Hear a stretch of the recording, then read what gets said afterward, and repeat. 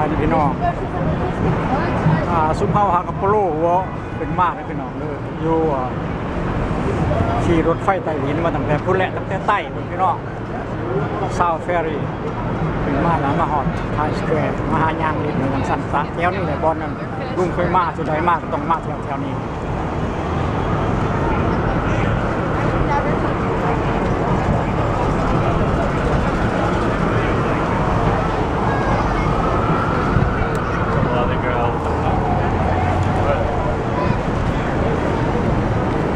ยางต่อด้วยพี่น้องเด้อ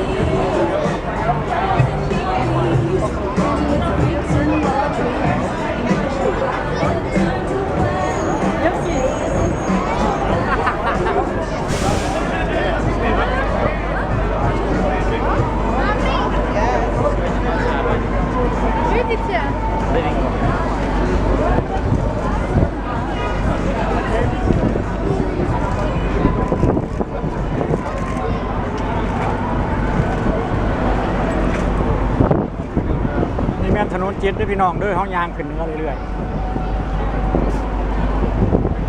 มื้อนี้แม่นมือวันศุกร์สิแม่นวันที่1กันยายนวันที่2จักแหละปัจจุบันนี่แม่น15:30 นาที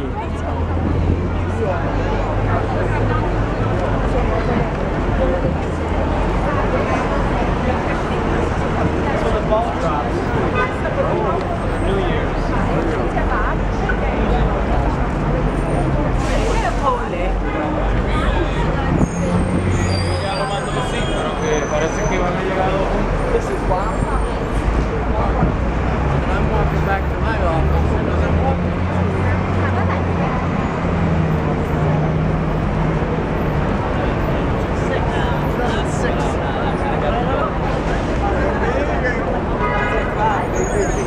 พี่น้องเด้อหยุดไปก่อนสบายดี